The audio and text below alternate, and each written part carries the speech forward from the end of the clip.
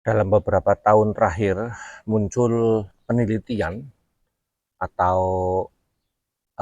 joke-joke yang didasarkan kepada konon penelitian bahwa IQ orang Indonesia itu di bawah 100. Ada yang mengatakan 80, ada yang mengatakan 78.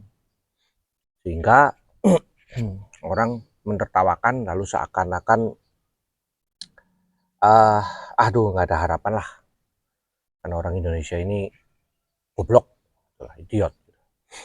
Tapi pertanyaan sebenarnya adalah bukan itu. Tahun 2001 saya keluar dari pekerjaan saya dan menjadi paradigm shifter atau orang lebih mengenal sebagai motivator. Saya menyadari ini. Lalu saya tidak bermaksud menertawakan, tapi justru mencari solusi. Maka ada dua step yang saya lakukan. Pertama, saya mempelajari, betulkah secara genetik hereditas orang-orang Indonesia itu bodoh? Apakah betul kita dilahirkan dengan otak kapasitasnya terbatas?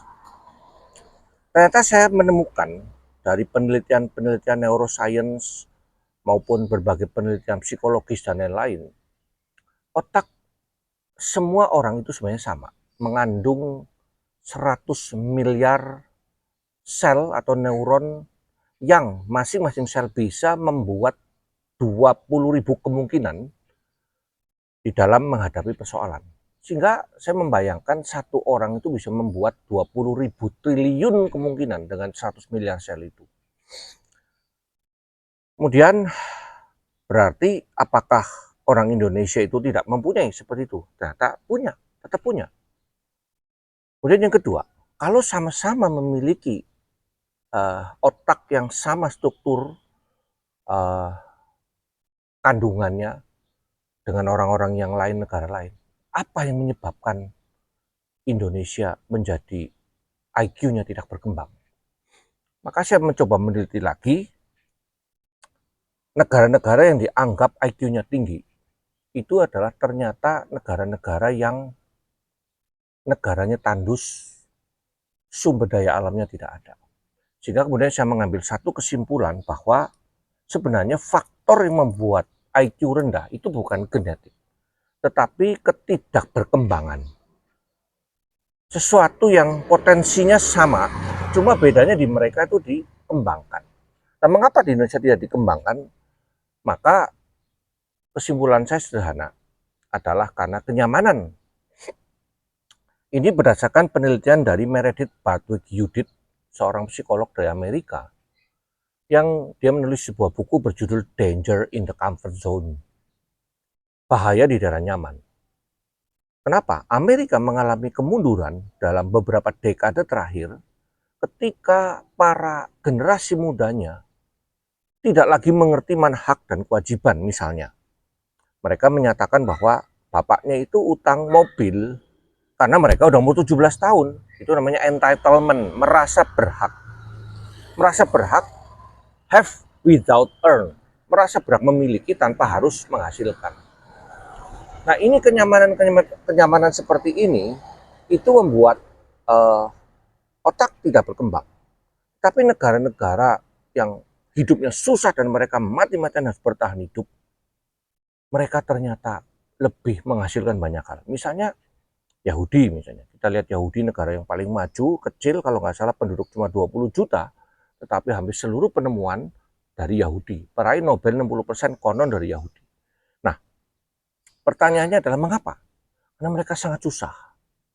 Dari sejak dibuang tahun abad ke-7 sebelum Masehi, sampai kemudian dibuang lagi secara tuntas tahun 70 saat Jenderal Titus menghancurkan Israel, mereka benar-benar tidak punya apa-apa selain dirinya.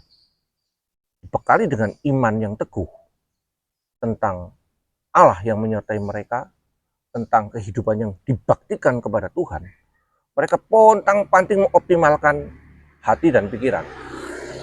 Maka kalau Anda pergi ke Israel misalnya, kita akan melihat bahwa kebun-kebun di tengah padang gurun yang tandus itu bisa begitu subur karena mereka memeras otak bagaimana kebun kurma yang begitu butuh banyak air itu harus hidup. Mereka membuat saluran pipa kecil yang melalui akar-akar dari pohon-pohon itu dan setiap hari diteteskan ke situ. Sehingga airnya begitu hemat dan efektif. Otaknya diperas, dipikir sedemikian rupa sehingga mereka berkembang. Yang kedua adalah Cina. Cina hari ini mengalami kemajuan yang sangat pesat karena memang hidupnya susah sekali dengan 1,5 miliar manusia. Bagaimana dengan sumber daya yang terbatas? Maka mereka pontang-panting memikirkan bagaimana seluruh hal dioptimalkan. Kalau Anda mengerti tentang herbal, Anda akan terkagum-kagum bagaimana satu pohon tidak ada yang dibuang. Dari akar sampai daun. Di Indonesia, orang mengambil pohon jati hanya pohon tengahnya aja, daun dibuang, ranting dibuang, akar dibuang. Ya akar yang gede akan dijadikan meja.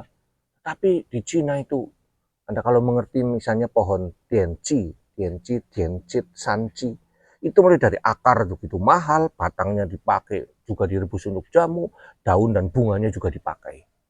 Bahkan yang menarik kemudian mereka menemukan semacam tong peret itu dikeringkan menjadi obat, lalu apa saja dipakai.